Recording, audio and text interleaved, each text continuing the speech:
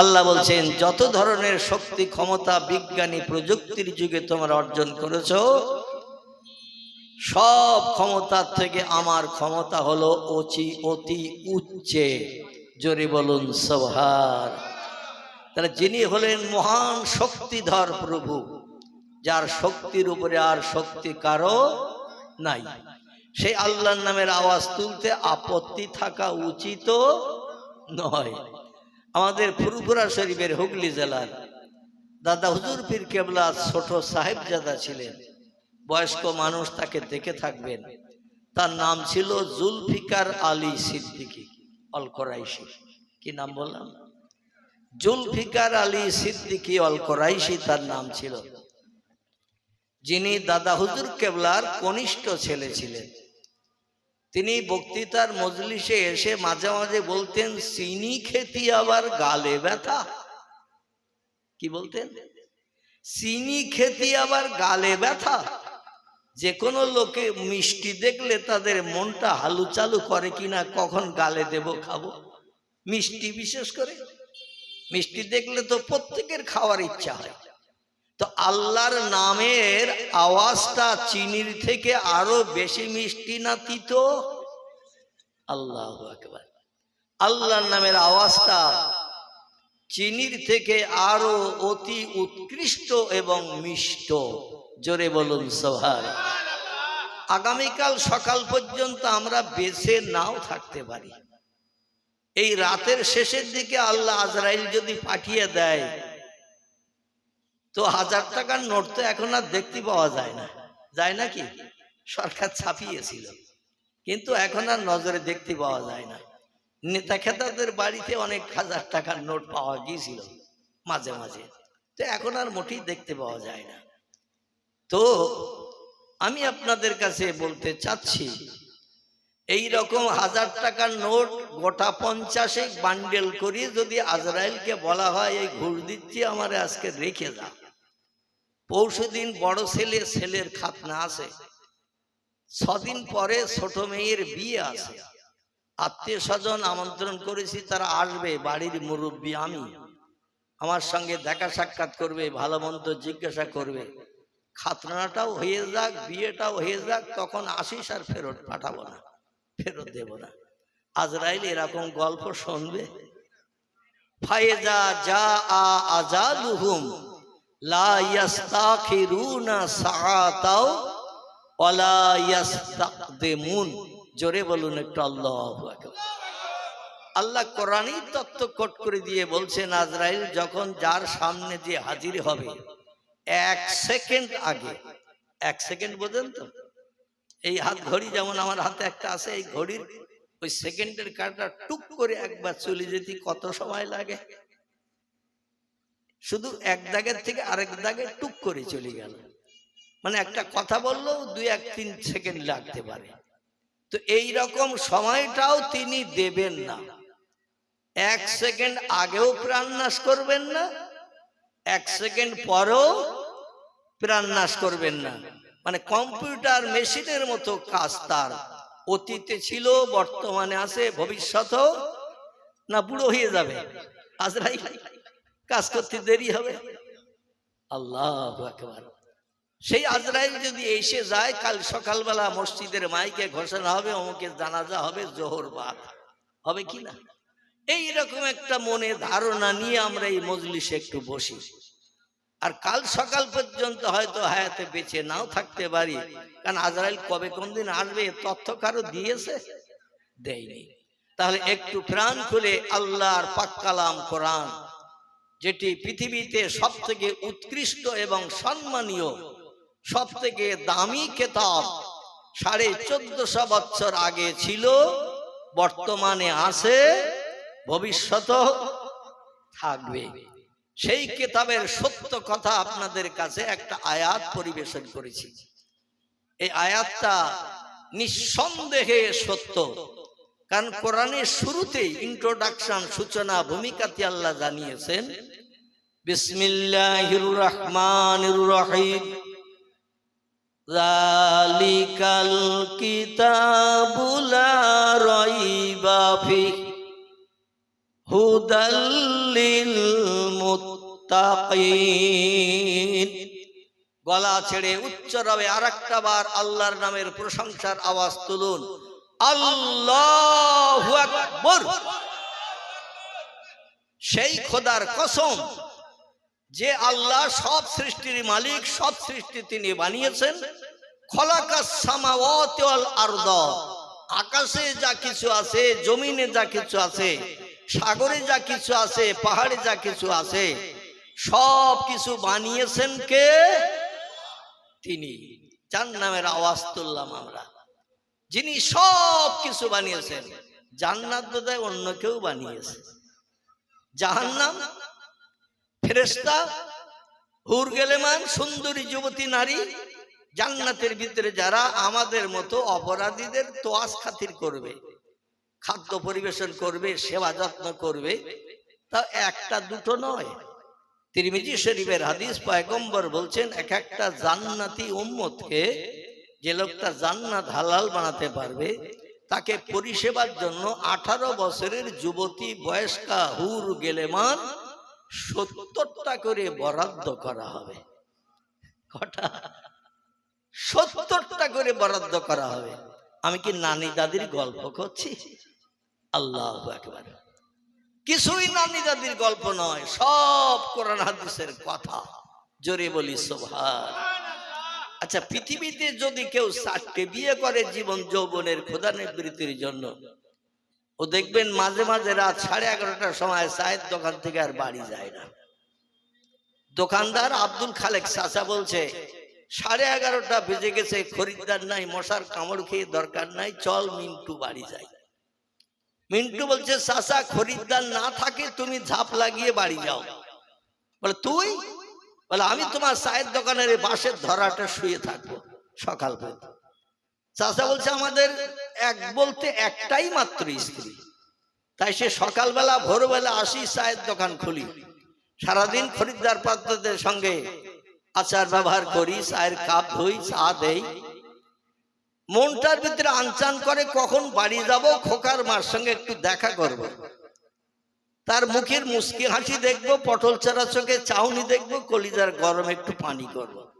একটা বউ আমাদের, তাই মনের ভিতরে আনচান করে কখন বাড়ি যাবো, একটু মুস্কি হাসি দেখবো। আর তোরে এক বলতে 4টে বউ, আর তুই চায়ের দোকানে থাকবি, ব্যাপার কি? বলতে, চাচা ব্যাপার তো তুমি বোঝো না। বলে কি বুঝবো? বলছে, তোমার চায়ের দোকানে মশার কামড় খেয়ে ঘুমানো ভালো, কিন্তু বাড়ি যাওয়া ভালো না। তার মানে? বলে আমার বাড়ি 4টে বউ, বাড়ি যখন যাব কেউ এ হাত ধরে টানবে, কেউ এ হাত ধরে টানবে, কেউ মাজায় পাজা করে জড়িয়ে ধরবে, কেউ পা ধরে বলবে আমার এখানে থাকো। 4টে বউ 4 জায়গায় টেনে টানা হয়ে যাবে। বাধ্য হয়ে শেষ পর্যন্ত আমার বলতে হবে কাঁঠাল গাছ ফাড়া মতো ফেরিয়ে যে যতটা বাড়ি ভাগ করি নে। বিবিদের অনুরোধ রাখতে যে শেষ পর্যন্ত কাঁঠাল গাছ ফাড়া হতে হবে। তাই ওদের ঝামেলা না পোহানোর জন্য এই চায়ের দোকানের বেঞ্চিতে ঘুমাতে চাচ্ছি। আল্লাহু আকবার। 4 জন স্ত্রী যদি বাড়িতে থাকে, অনেকে ভয়ে ঘরে ঢোকে না, স্ত্রীদের জ্বালা যন্ত্রণা, তাদের দাবি পূরণ করতে যে। আর জান্নাতের ভিতরে আল্লাহ এক একটা যুবককে স্ত্রী দান করবেন 70টা। জোরে বলি একটু সুবহান। তাদের ভিতরে কোনো ঝামেলা হবে না, ঝঞ্ঝাট হবে না, অশান্তি হবে না, মারামারি কাটাকাটি হবে না, গালিগালাজ হবে না। 70টা 18 বছরের যুবতী নারী দৈনন্দিন আপনার পরিষেবা দেওয়ার জন্য, আপনার মুখের মুস্কি হাসি দেখার জন্য, আপনার সঙ্গে সৎ আচরণ করার জন্য তারা ব্যতিব্যস্ত হয়ে থাকবে।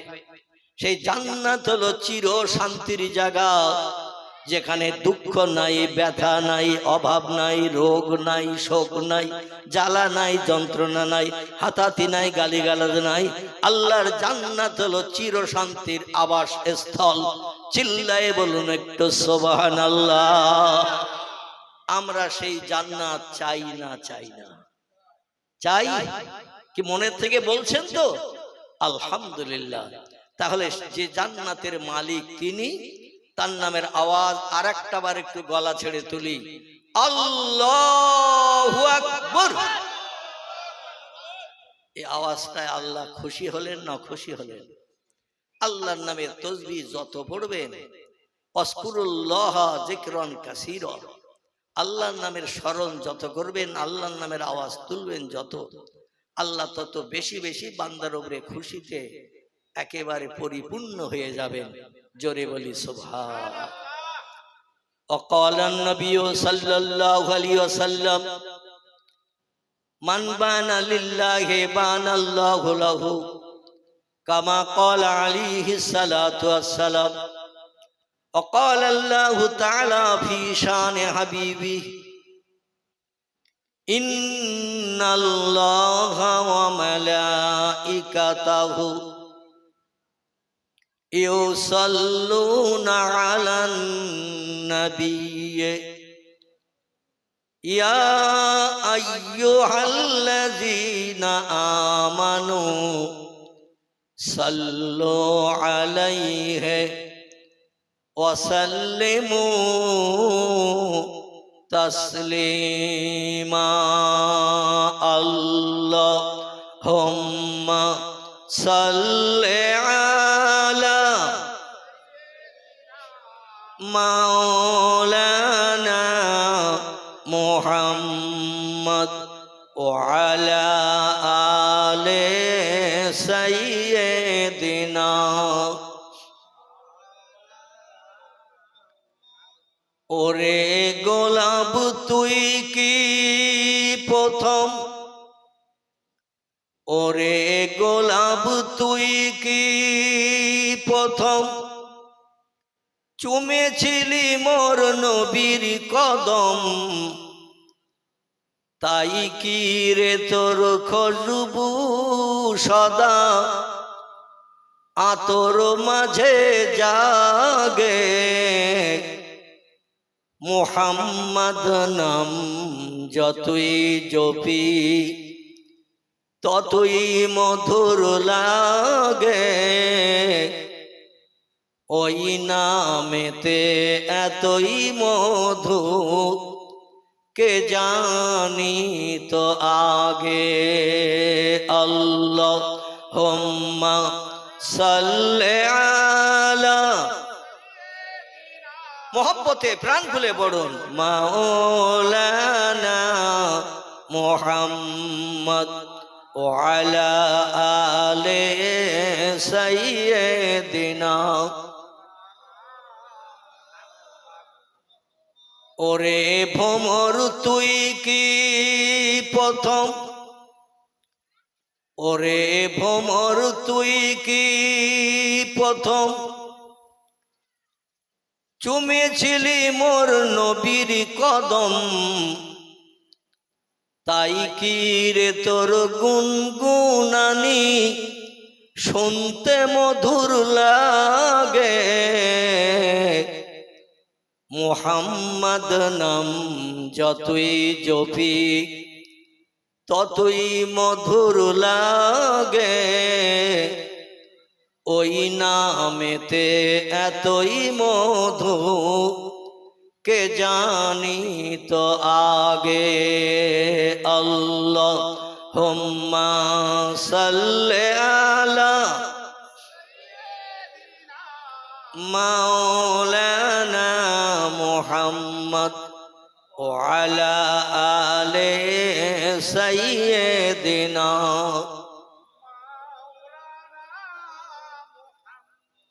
শিখ ধর্মগুরু, লোকটির নাম হলো মিস্টার গুরু নানক। কি নাম বললাম? পাঞ্জাবিদের ধর্মীয় নেতা, যাদের বাহ্যিক সুন্নত হলো 4টি। কটি বললাম? কথা বলবেন, তাহলে আমার কিছু দিতে সুবিধা হবে, আপনাদের নিতে সুবিধা হবে। ভুল হলেও বলবেন, আশা রাখি সংশোধনের চেষ্টা করব। আর আমি তত্ত্ব দিতে যে যদি কোনো ভুল বলি, আপনার ব্রেন মগজে যদি ধরা পড়ে, সঙ্গে সঙ্গে নক করবেন, আমিও সংশোধন করে নেব ইনশাল্লাহ। তবে যে মজলিসে বক্তা শ্রোতার কথার বিনিময় হয়, ওই মজলিসে জজবা তৈরি হয়। আর যে মজলিসে বক্তা শ্রোতার কথার বিনিময়ে জজবা তৈরি হয়, আল্লাহ পাক সেই মজলিসে আসমানি রহমতের দরজা সব খুলিয়ে দেন। আর একটু জোরে বলুন। তালি কোরআন হাদিসের মজলিসে বক্তা শ্রোতার কথা বলা ভালো না খারাপ? ভালো। এই জন্য মাঝে মধ্যে যদি আমি কিছু জিজ্ঞাসা করি উত্তর দেবেন, ঠিক হলেও দেবেন, ভুল হলেও দেবেন। ভুল হলে সংশোধনের চেষ্টা করবে অধম। আর আমার বক্তৃতার ভিতরে যদি কোনো ভুল আপনাদের মগজে ধরা পড়ে সঙ্গে সঙ্গে নক করে দেবেন। কারণ নবীজি বলছেন কুল্লু বনি আদামা খাত্তাউন, প্রত্যেকটি আদম বংশধর হলো ভুলে ভরা গুনাহগার। জোরে বলুন সুবহান। কোন ব্যক্তি বলতে পারবে না আমার কথার কোনোদিন ভুল হয়নি, কোন ব্যক্তি বলতে পারবে না আমার কাজের কোনোদিন ভুল কেউ ধরতে পারেনি। রাসূল বলছেন প্রত্যেকটি উম্মতে মুহাম্মাদি গুনাহগার, গুনাহ নেই, অপরাধ নেই এমন কোন মানুষ পৃথিবীতে নাই। আবার কাজ করলে ভুল হয়, কথা বললে ভুল হয়। যে লোকটি কাজ করে না তার কাজের ভুল পাওয়া যাবে, যে লোকটি কথা বলে না বোবা তার কথার কোনো ভুল বার করা যাবে? কারণ কথাই তো বলিনি। এই জন্য কথা বলতে গেলে ভুল হবে, কাজ করতে গেলে কাজের ভিতরে ভুল ধরা পড়বে। তাই বলে চুপ করে বসে থাকবো না। আপনারাও ভুল তথ্য দিলে ইনশাল্লাহ আমি অধম চেষ্টা করব সংশোধনের। আর আমার বক্তৃতার ভিতরে ভুলবার হলে আপনারাও নক করবেন, আমিও সংশোধন করে নেব। সবাই বলি ইনশাআল্লাহ। আমাদের ভারতের একটি অঙ্গরাজ্য আছে উত্তর দিকে অবস্থিত, উত্তর পশ্চিমে। এই রাজ্যটির নাম হলো পাঞ্জাব। কি নাম বললাম? পাঞ্জাব। পাঞ্জাব রাজ্যের অধিকাংশ অধিবাসী তারা হলো শিখ ধর্মাবলম্বী, গুরু নানকের আদর্শের অনুসারী তারা। গুরু নানকের বাহ্যিক সুন্নত হলো 4টি। এই 4টি বাহ্যিক সুন্নত যারা মেনে চলে তারা গুরু নানকের অনুসারী। আমাদের পয়গম্বর মুহাম্মদ রাসূলুল্লাহরও বাহ্যিক সুন্নত 4টি। জোরে বলুন একটু সুবহান। আমাদের নবীর কটি? গুরু নানকের যেমন 4টি, আমাদের পয়গম্বরও তেমন 4টি। গুরু নানকের সুন্নত কটা আগে শুনে নিন। গুরু নানকের প্রথম সুন্নত হলো মাথায় পাগড়ি বাঁধা।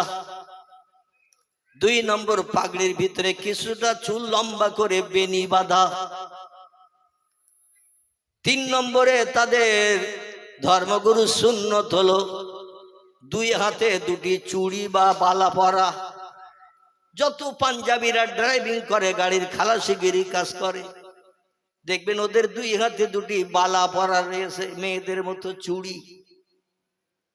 4 নম্বর গুরু নানকের সুন্নত হলো মুখে দাড়ি রাখা। কি রাখা? মুখে দাড়ি রাখা। এই 4টে জিনিস যার ভিতরে থাকবে না সে গুরু নানকের উম্মত না।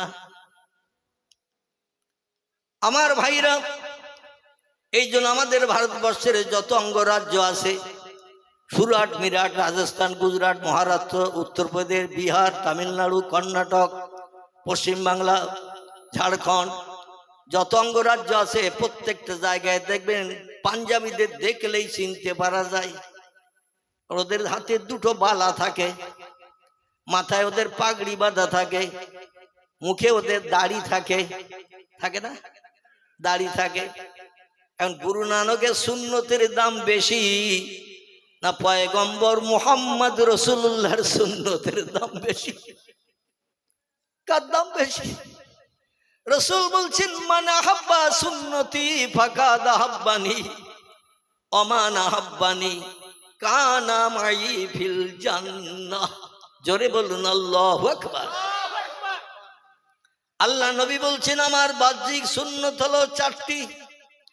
একটি হলো মাথায় পাগড়ি বাঁধা, 2 নম্বর হলো মাথায় টুপি পরিধান করা, 3 নম্বর আমার সুন্নত হলো মুখে দাড়ি রাখা। নবী বলছেন মান কাতা আল্লাহিয়া ফাকাত কাতালানি। যে লোকটি আমার সুন্নত দাড়িকে কর্তন করে বানর হনুমান মার্কা চেহারা বানালো, ফাকাতালানি, সে উম্মত আমারে যেন মার্ডার করে দিয়ে দিল। নবীর যদি কেউ সুন্নত নষ্ট করে মার্ডার করে ও লোকটার ঠিকানা জান্নাতে হবে না জাহান্নামে হবে। দুনিয়ার যে কোনো একটি ব্যক্তির প্রাণনাশ যদি করেন, হিন্দু হোক, জৈন হোক, শিখ হোক, বৌদ্ধ হোক, ইহুদি হোক, খ্রিস্টান হোক, কোল হোক, ভিল হোক, নাগা হোক, খাসা হোক, মুন্ডা হোক, আর্য, অনার্য, আদিবাসী, সাঁওতালি, যে কোনো ধর্মাবলম্বী মানুষ বিনা অপরাধে যদি মার্ডার করে, প্রাণনাশ করে, হাদিস শরীফের কথায় লোকটা হলো চির জাহান্নামী। নবী বলছেন আমার সুন্নত হলো দাড়ি রাখা। এই দাড়ি যদি খুরকেসি দিয়ে কর্তন করে বানর হনুমানের মতো চেহারা বানাই, ফাকাতালানি, সেজন্য আমি মুহাম্মদ আমারে মার্ডার করে দিল। যে আমার প্রাণনাশ করলো হাসরের মাঠে, তার সঙ্গে আমার কোনো সম্পর্ক থাকবে না এবং আমিও তার সঙ্গে কোনো সম্পর্ক রাখবো না। এই জন্য আমার সজিনা তলার যুবক ভাইদের কাছে অনুরোধ রাখবো, 50-55 বছর বয়স হয়ে গেছে বাবাজি, যাদের মাথার চুল যেমন সাদা, মুখের দাড়ি বার হলো হবে সাদা, যেমন আমি অধম আমার মাথার চুলও দেখেন সাদা, দাড়িও হয়ে গেছে ওই রকম সাদা। আমার ভাইরা, দুনিয়ার সৌন্দর্য শ্রীবৃদ্ধি করার সময় আর নাই। বয়স 50-55 হয়ে গেছে আমার বাবাজিরা, আগামীকাল থেকে ওয়াদা করে আল্লাহ নবীর সুন্নত দাড়িতে আর খুরকেছি লাগাবো না। পারবেন? যাদের আছে তাদের আছে, যাদের মুখে এখনো নাই, কবরে যেতে হবে না, হবে না, হাসরে হাজির হতে হবে না, হবে না। আর নবী ছাড়া হাসরের মাঠে উম্মতে মুহাম্মাদীদের আর কেউ সাহারা হবে? যিনি হবেন আমাদের সাহারা, আমরা সেই ব্যক্তির আদর্শের রঙে মরণের দিন পর্যন্ত রেঙে চলবো। তাহলে আজকের এই জলসাটা দেওয়া সার্থক হবে। ঠিক বললাম না ভুল বললাম? আজকের এই জলসা দেওয়া সার্থক হবে। আর যদি দিতে হয় তাই দিলাম, চাঁদা দিতে হয় তাই দিলাম, তাওয়ার অগ্নি 1 প্যাকেট বাড়ি যাব, এইসব চিন্তা ভাবনা নিয়ে যদি আসি, মৌলবী যা বলার বলবে, হাওয়ার মাধ্যম দিয়ে মাইক দিয়ে আওয়াজ উড়িয়ে চলে যাবে পাশের গ্রামের দিকে। যে মানুষ ছিলাম পূর্বে সেই মানুষ থাকলাম পরবর্তীতে। এইরকম চিন্তা ভাবনা যদি থাকে তাহলে মজলিসের শস্য দানা পরিমাণ লাভ হবে। নবী বলছেন আমার সুন্নত যে লোকটি ভালোবাসলো, মান হাব্বা সুন্নতি, আমার বাহ্যিক সুন্নত হলো 4টি। একটি হলো মাথায় পাগড়ি বাঁধা, 2 নম্বর মাথায় টুপি দেওয়া, 3 নম্বর আমার সুন্নত হলো দাড়ি রাখা, 4 নম্বরে আমার সুন্নত হলো হাঁটুর নিচে লম্বা জামা পরিধান করা। এই 4টি সুন্নত যে লোকটি মেনে চললো মরণের দিন পর্যন্ত, ফাঁকা দাহাব্বানি, ওই লোকটা আমি মুহাম্মদ রাসূলুল্লাহ আমার ভালোবাসার প্রিয় পাত্র হলো। অমান আহাব্বানি, আর যে লোকটি আমারে ভালোবেসে আমার সুন্নত গুলো বাস্তব জীবনে রূপদান করলো, কানা মাই ফিল জান্নাহ, সেই লোকটি আর আমি আল্লাহর বেহেশতের ভিতরে এক জায়গায় বসে বসে সুখ ভোগ করব। নারায়ে তাকবীর। মসজিদে নববীতে আসরের নামাজ বাদ সাহাবীরা প্রশ্ন করলেন এই তথ্য শুনে। সাহাবীরা প্রশ্ন করলেন, ইয়া রাসূলুল্লাহ, জান্নাত তো বিশাল এরিয়ার। নবী বললেন নাম, হ্যাঁ। বলে তোমরা বুঝলে কি করে? বলে আপনি আসরের নামাজ বাদ মসজিদে নববীতে একদিন ওয়াজ করেছিলেন, আমাদের মনে আছে। সেটি হলো আমার উম্মতের ভিতরে যে লোকটা সৎ আমল খুব কম থাকবে, তবে খারাপ আমল মোটে নেই। সুদ জীবনে খায়নি, ঘুষ জীবনে খায়নি, চুরি করে কারোর মাল আত্মসাৎ করেনি, কারো গালে চপটাঘাত করেনি, কটু কথায় কাউকে গালি দেয়নি, কোনো নারীর সঙ্গে অবৈধ যৌন মিলন করেনি, কোনো গরিব এতিমের হক ফাঁকি দিয়ে খায়নি, কোনো বিধবা নারীর দরজার কড়া নাড়া দিয়ে রাত 1:30টার সময় জীবন যৌবনের ক্ষুধা মিটিয়ে আসেনি। খারাপ কাজ খুব কম তার, তবে ভালো কাজ খুব বেশি করতেও পারেনি। হাসরের মাঠে মিজানের দাড়ি পাল্লায় ওয়াকিমুল ওয়াজনা বিল কিসতি ওয়ালা তুকসিরুল মিজান। আল্লাহ বলছেন হাসরের মাঠে যেদিন হাজির দেবে, প্রত্যেকের জীবনের কৃতকর্মের হিসাব নিকাশ মিজানের দাড়ি পাল্লায় করা হবে। যে যেমন আমলের প্রতিদান পাবে, যে যেমন আমলের কাজ করে আমার কাছে হাজির হবে। ফামাইয়ামাল মিসকালা যাররাতিন খায়রা ইয়ারা। সৎ আমল যদি শস্য দানা পরিমাণ থাকে, সেটাও মিজানের দাড়ি পাল্লায় চাপালে ধরা পড়বে। ওমাইয়ামাল মিসকালা যাররাতিন শাররা ইয়ারা। আবার খারাপ কাজ, বদ কাজ যে লোকটি শস্য দানা পরিমাণ করবে, সেটাও মিজানের দাড়ি পাল্লায় চাপালে সেটাও চোখে আঙুল দিয়ে দেখিয়ে দেয়া হবে। জোরে বলুন আমিন।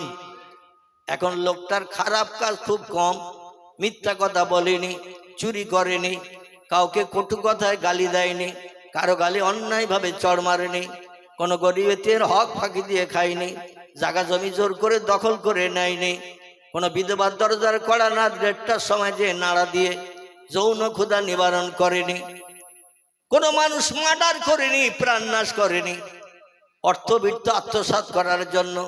খারাপ কাজ খুব কম, তবে সৎ কাজ খুব সামান্য। নবী বলছেন সাহাবীরা, লোকটার খারাপ কাজ নেই বললেই চলে, কিন্তু ভালো কাজ তেমন করতে পারেনি। আল্লাহ পাক হাসরের মাঠে খুব সামান্য যৎকিঞ্চিৎ ভালো কাজ করে হাসরে হাজিরি দেওয়ার কারণে ওই লোকটাকে আল্লাহ পাক তামাম পৃথিবীর এরিয়ার মতো 10টা জান্নাত দান করবে। পৃথিবীতে বর্তমান দেশের সংখ্যা হলো 256টির মতো। গুগল সার্চ করবেন, দেখতে পাবেন। Japan, Germany, America, Holland, Poland, Italy, Brazil, Thailand, Singapore, Burma, Rangoon, Hindustan, Pakistan, Afghanistan, Iraq, Iran, Kuwait, Jordan, Arab, পারস্য, তুরস্ক, Libya, Nigeria, Indonesia, Malaysia, Sri Lanka, Burma, Tajikistan, Kazakhstan, Baluchistan, Azerbaijan, Armenia, Saudi Arab, শাহী, শাম, সিরিয়া, মরক্কো, ইয়ামান, Bulgaria, আছে না দেশ। এইভাবে পৃথিবীতে দেশের সংখ্যা 256টির মতো। এই 256টা দেশ মিলে, পাহাড় মিলে, সাগর মিলে পৃথিবী, তাই তো নাকি? এই এরিয়ার ভিতরে যত পাহাড় আছে তাও এর ভিতরে ভরা, যত সাগর আছে এর ভিতরে ভরা। ভারত মহাসাগর, বঙ্গোপসাগর, আরব সাগর, এমন করে আটলান্টিক মহাসাগর, ভূমধ্য সাগর, নীল দরিয়া থেকে শুরু করে যত সাগর আছে সব সাগরগুলো পৃথিবীর ভিতরে ভরা। এই তামাম পৃথিবীর এরিয়ায় যত জায়গা, এই রকম জান্নাতের ভিতরে লোকটা জায়গা দেয়া হবে 10 গুণ। আচ্ছা, 10 গুণ যদি জায়গা দেয়া হয়, শুধু মরুভূমির খালি মাঠ না ঘর বাড়ি থাকবে? কথা বলে আলহামদুলিল্লাহ। শুধু আরবের মরুভূমির খালি মাঠ ময়দান নয়, লক্ষ লক্ষ কোটি কোটি বিল্ডিং আল্লাহ পাক জান্নাতের ভিতরে কোন শব্দের মাধ্যম দিয়ে বানিয়ে রেখেছেন। জান্নাতি 70 জন হুর প্রাপ্ত হওয়ার পরে ওই জান্নাতের ঘরে 1 রাত করে যদি থাকে, পরের রাতে ওই ঘরে আর না ঢোকে। লক্ষ কোটি বছর পেরিয়ে গেল, এক ঘরে 2 দিন থাকার দরকার হবে না। নারায়ে তাকবীর। আল্লাহর কি কিছু কমতি আছে? আল্লাহ বলছেন, এই পৃথিবীর মানুষ, আমি পৃথিবীতে হলাম সব থেকে ধনী, এবং পৃথিবীতে মানুষ তোমরা যারা আছো আনতুমুল ফুকারা, তোমরা হলে সব আমার কাছে ফকির। জোরে বলুন সুবহানাল্লাহ। আল্লাহ বলছেন আনা গানিউন, আমি হলাম ধনী, ও আনতুমুল ফুকারা, পৃথিবীতে যত কোটিপতি আছো আমার কাছে সব ফকির। কারণ যে মাল পেয়েছো আমার দেওয়া মাল, আর আমার মালের কোনোদিন কমতি হয় না। আমি মাল দিতে যে চিন্তা করি না, এখন 11 জন বাকি রয়েছে, সবাইকে সংকলন করে দিতে হবে। আল্লাহ শুধু বলেন কোন, ফায়াকুন, সঙ্গে সঙ্গে সেটা হয়ে যায়। জোরে বলুন একটু সুবহান। আমার ভাইরা, সেই পয়গম্বর মুহাম্মদ রাসূলুল্লাহ যার কথা হবে হাসরের মাঠে শেষ কথা, কি কথা? সেই নবীজিকে একটু আপন বানানোর দরকার আমাদের আছে না নাই? নবীজিকে একটু প্রেম মোহাম্মত ভালোবাসা আমাদের দেওয়ার দরকার আছে না নাই? শিখ ধর্মগুরু গুরু নানক একটি তথ্য দিয়েছেন ইতিহাসে, কিয়ামত পর্যন্ত তার তথ্যটা ইতিহাস থেকে মুছবে না। বইটির নাম হলো হযরত মুহাম্মদ রাসূলুল্লাহ সম্বন্ধে অমুসলিম মনীষীদের বাণী। হযরত মুহাম্মদ রাসূলুল্লাহ সাল্লাল্লাহু আলাইহি ওয়াসাল্লাম সম্পর্কে অমুসলিম মনীষীদের বাণী। লেখকের নাম ডক্টর আফাজুল্লাহ রোমেনা আফাজ। বাংলাদেশ থেকে পাবলিশড হয়েছে বইটি। যদি সময় পান একটু বইটি আলগা করে দেখবেন। শত শত উত্তম তথ্য তাতে পরিবেশন করা হয়েছে, পৃথিবীর জ্ঞানী জ্ঞানী ব্যক্তিদের কথা। আমি একটা কথা আপনাদের কাছে উদ্ধৃতি দিচ্ছি।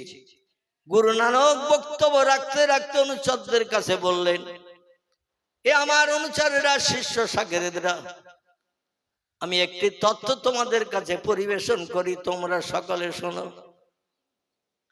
তথ্যটি হলো এই, সাধু সমাজকারক ব্রাহ্মণ গাজী পীর ও কুতুবগণ অশেষ উপকার কুড়াইতে পারবেন যদি তারা ইসলামের নবীর প্রতি একটু ভক্তি ভরে দরুদ শরীফ পাঠান। আর একটু জোরে বলা যাবে না? তিনি বলছেন, সাধু সমাজকারক ব্রাহ্মণ গাজী পীর ও কুতুবগণ অশেষ উপকার কুড়াইতে পারবেন যদি তারা ইসলামের নবীর প্রতি একটু ভক্তি ভরে দরুদ শরীফ পাঠান। আমাদের ভারতের জাতির জনক যিনি, নাম তার মহাত্মা গান্ধী। কম বেশি আমরা তারে চিনি। 3 রাস্তা 4 রাস্তার মোড়ে দেখবেন স্ট্যাচু করে, ওখানে মহাত্মা গান্ধীর একটা স্ট্যাচু ফটো লাগানো হয়, ধুতি পরা আছে না, চোখে এইরকম চশমা লাগানো, বুড়ো বেটা এক হাতে লাঠি এক হাতে ধরা আছে ধুতি। উচ্চ শিক্ষিত, আমেরিকা থেকে ইংল্যান্ড থেকে উচ্চ শিক্ষা নিয়ে এসেছিলেন, ইংরেজি ভাষার পোকা ছিলেন মহাত্মা গান্ধী। তিনি একটি তথ্য দিয়েছেন আমাদের নবীজির সম্পর্কে। তিনি বলছেন, প্রতীচ্য যখন অন্ধকারে নিমজ্জিত ছিল, প্রাচ্যের আকাশে উদয় হয়েছিল এক উজ্জ্বল নক্ষত্র। তা থেকে আর্ত পৃথিবী পেয়েছিল আলো, দুনিয়ার মানুষ পেয়েছিল স্বস্তি ও শান্তি। সেই নক্ষত্রটির নাম রামকৃষ্ণ পরমহংস দেব নয়, বুদ্ধদেব নয়, চৈতন্য দেব নয়, গুরু নানক নয়, মহাবীর নয়, আচার্য কেশবচন্দ্র নয়, মোজেস নয়, যিশু নয়, বালক ব্রহ্মচারী নয়। তিনি হলেন মক্কার জ্যোতি, মদিনার বাতি। তার মধুর নাম মুহাম্মাদুর রাসূলুল্লাহ। আমাদের ভারতবর্ষে কিছুদিন নারী প্রধানমন্ত্রী ছিলেন যিনি, নাম কি তার বলুন তো? আলহামদুলিল্লাহ। তাহলে মগজে আপনাদের মাল আছে ইনশাআল্লাহ। আর মগজে মাল থাকলে তথ্য দিতে সুবিধা হয়, ঠিক কি না? আর হাতড়াতে হাতড়াতে বক্তৃতার সময় তো শেষ হয়ে যায়। এনার নাম ছিল ইন্দিরা গান্ধী। ইনি আজমির শরীফের খাজা মঈনুদ্দিন চিশতির রওজা জিয়ারত করে এসে ইলেকশনে ভোটে দাঁড়িয়েছিলেন। ভোটে কংগ্রেস সরকারে যখন জয়ী হয়ে গেল, কংগ্রেস পার্টির সবাই মিলে নির্বাচন করলেন ইন্দিরা গান্ধী। ব্রিটেন থেকে উচ্চ শিক্ষা নিয়ে এসেছে, তার জ্ঞানের বহর কম নয়। আমরা সবাই মিলে একমত হয়ে বলছি ইন্দিরা গান্ধী প্রধানমন্ত্রী হোক। সবাই একমত হয়ে তাকে প্রধানমন্ত্রী বানিয়েছিলেন। তিনি প্রধানমন্ত্রীর স্টেজে দাঁড়িয়ে একটি বক্তব্য রেখেছিলেন। হযরত মুহাম্মদ রাসূলুল্লাহর জীবন আদর্শ তাম পৃথিবীর মানুষের কাছে আজ অত্যন্ত মূল্যবান হয়ে দেখা দিয়েছে। আমার মতে বলে, পৃথিবীর সকল মানুষের উচিত মুহাম্মদ রাসূলুল্লাহর আদর্শের অনুসরণ অনুকরণ করা। নারায়ে তাকবীর। আমার ভাইরা, এই স্বাধীন ভারতে প্রথম প্রধানমন্ত্রী হয়েছিলেন কংগ্রেস পার্টি থেকে, যিনি নাম হলো তার পণ্ডিত জওহরলাল নেহরু। নাম শুনেছেন তো নাকি? জওহরলাল নেহরু। ইনি ইংরেজি ভাষার পোকা ছিলেন, ইংরেজি ভাষার পোকা। পণ্ডিত জওহরলাল নেহরু ইন্দিরা গান্ধীর বাবা। ইনি যখন প্রধানমন্ত্রী হলেন, ইন্দিরা গান্ধী তখন বাচ্চা, ইলেকশনে দাঁড়ানোর মতো তখন বয়স হয় নাই। জওহরলাল নেহরুকে যখন প্রধানমন্ত্রী বানানো হলো, সকলে একমত করে তার উপরে রায় দিয়ে দিল। উনি বলেছেন, আমাকে যদি প্রধানমন্ত্রীর দায়িত্ব পালন করতে হয় সারা ভারতবর্ষে, আমি একটি তথ্য দেব নেতাদের কাছে, আমার তত্ত্বটা বাস্তবে রূপদান করতে হবে।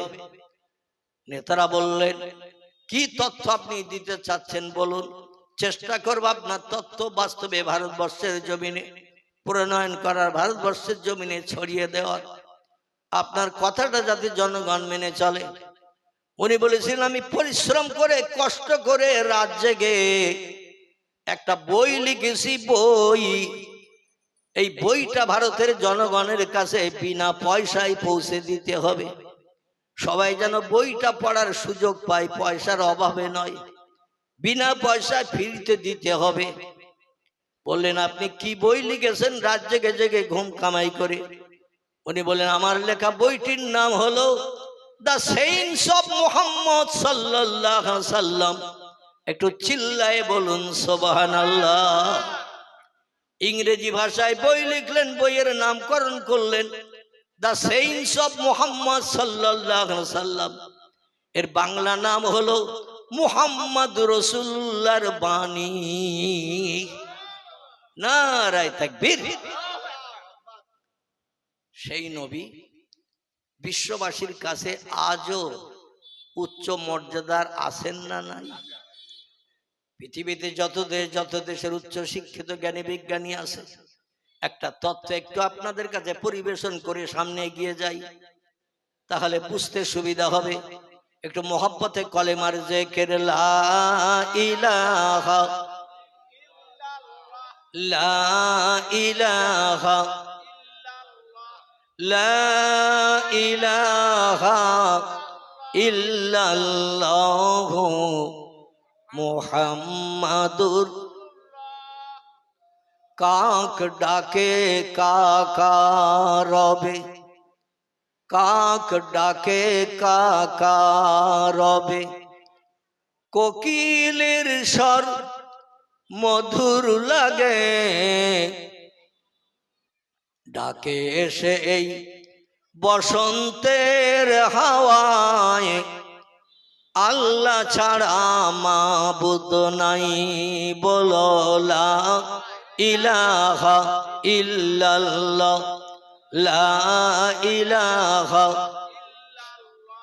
লা ইলাহা ইল্লাল্লাহ মুহাম্মাদুর রাসূলুল্লাহ।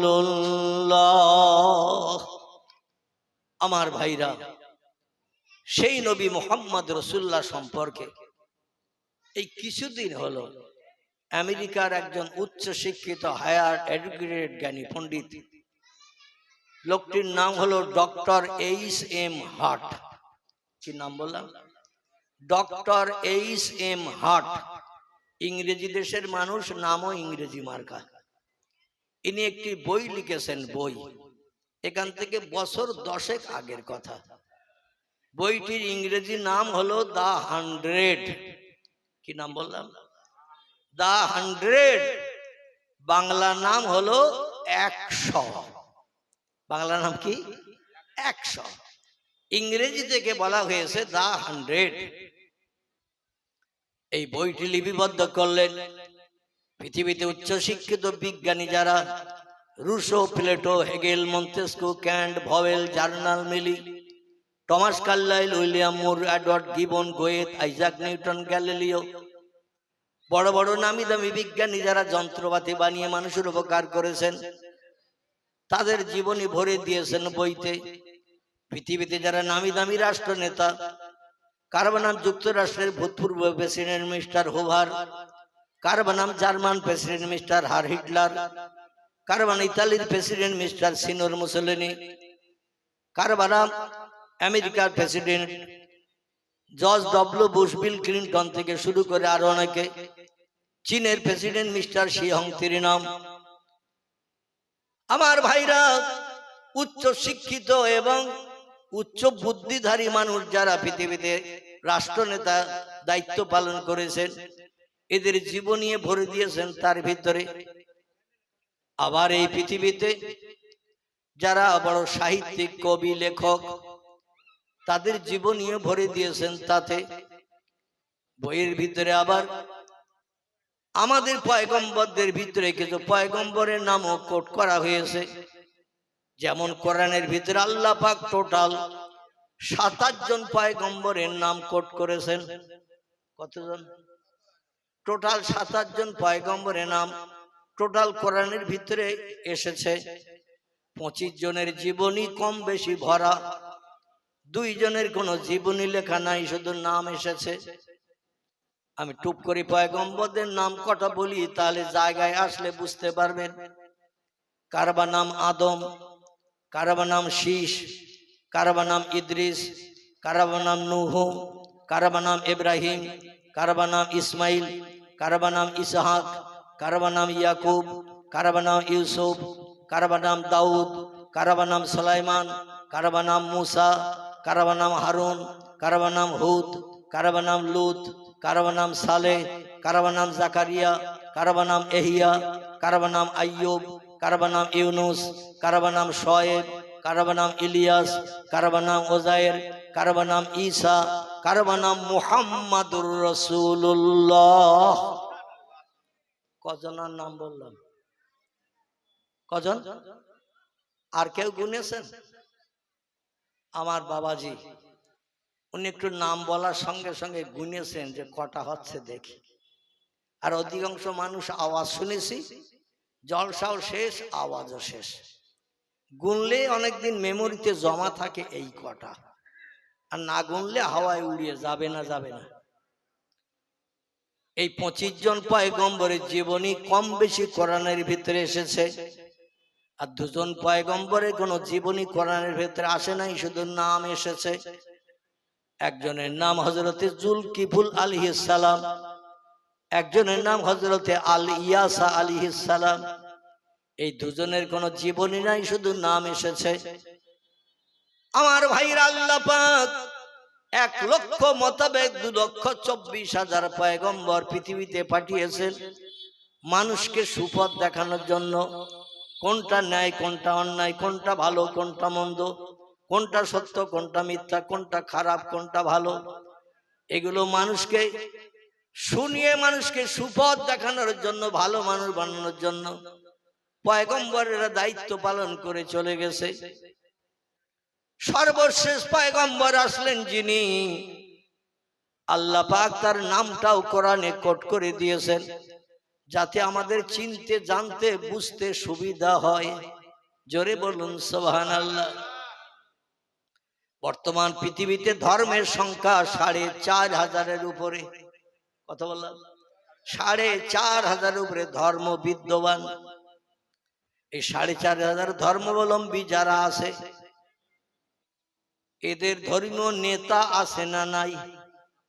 প্রত্যেকটি ধর্মাবলম্বীদের ধর্মীয় নেতা থাকা আবশ্যক, কারণ নেতারা নেতৃত্ব দেয়, জনগণ মেনে চলে।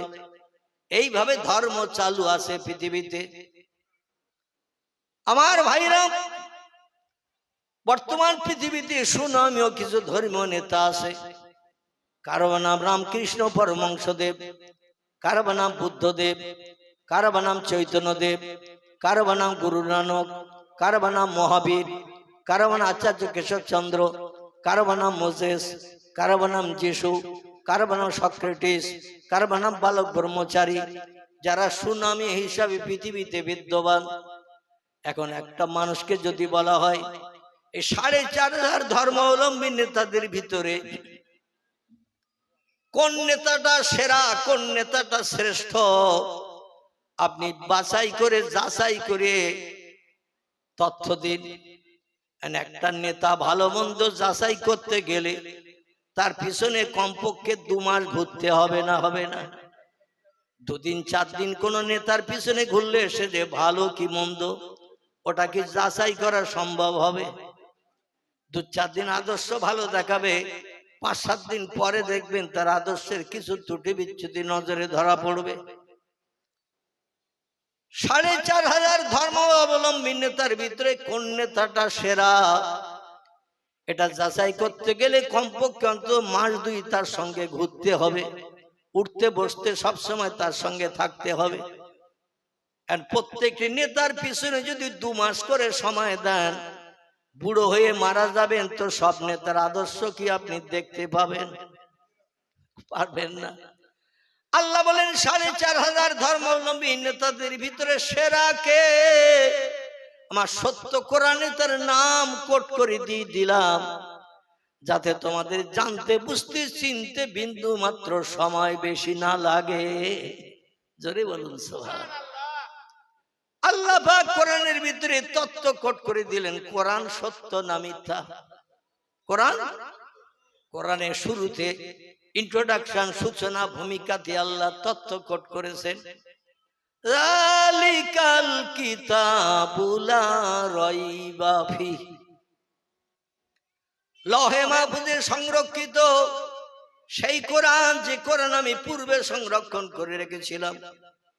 আদম নবীর জমানায় ছিল কোরআন লৌহে মাহফুজে, শীষ নবীর জমানায় ছিল, নূহ নবীর জমানায় ছিল, ইব্রাহিম নবীর জমানায় ছিল, ইসমাইলের জমানায় ছিল, হুদ, লূত, সালেহ, জাকারিয়া, ইয়াহিয়া সব নবীর জমানায় ছিল।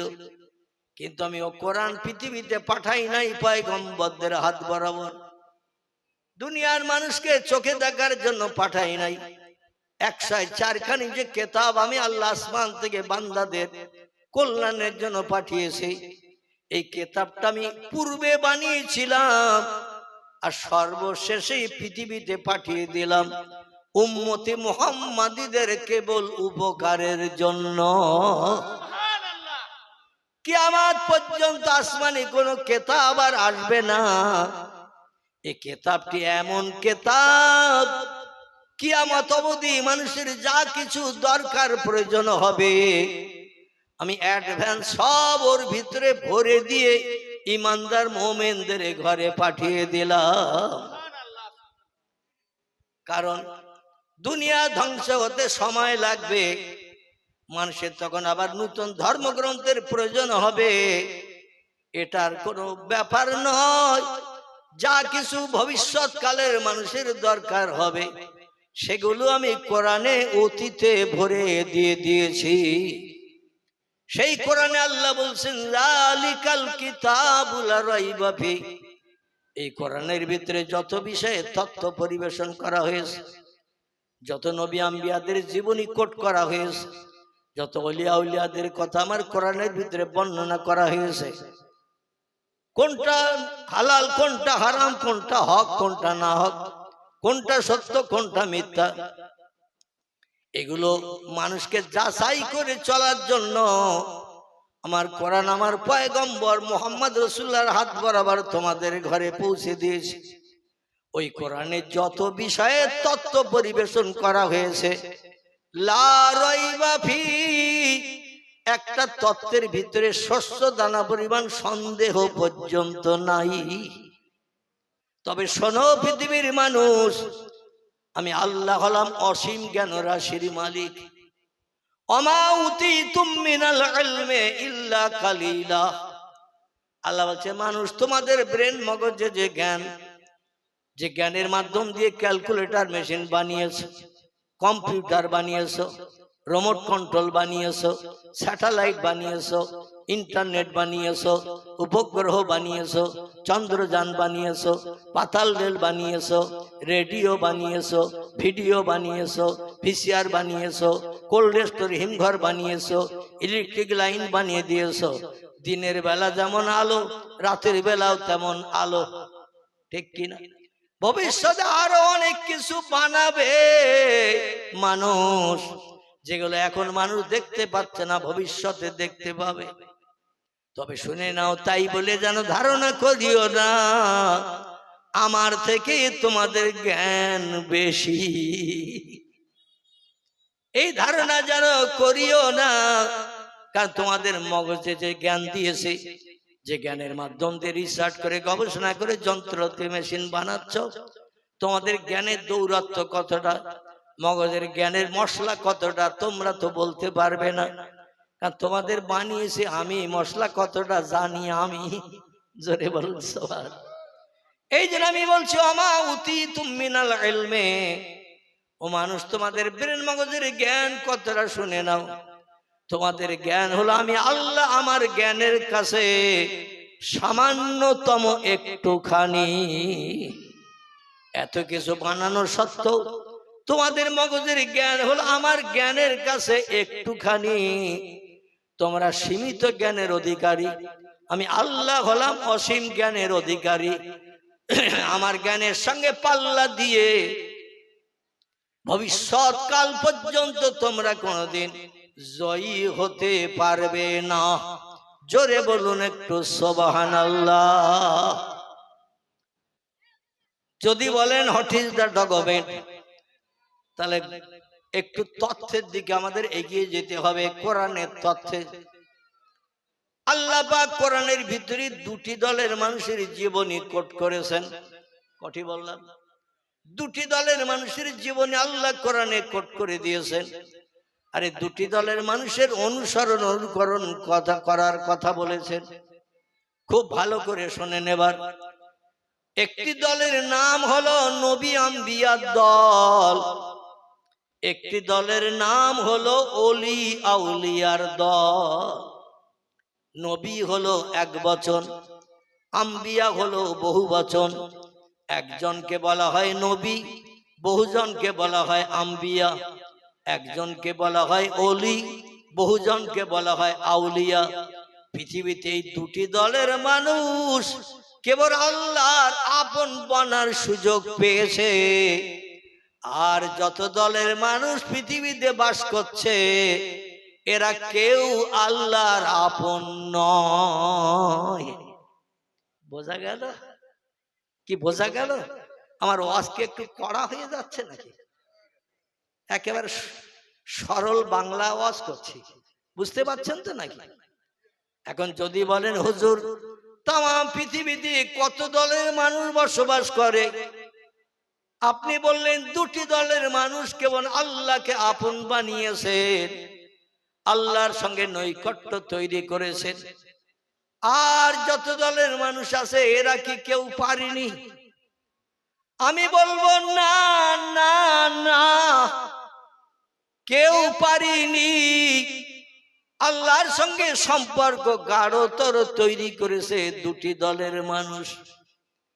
একটি দলের নাম নবী আম্বিয়া, একটি দলের নাম হলো ওলি আউলিয়া।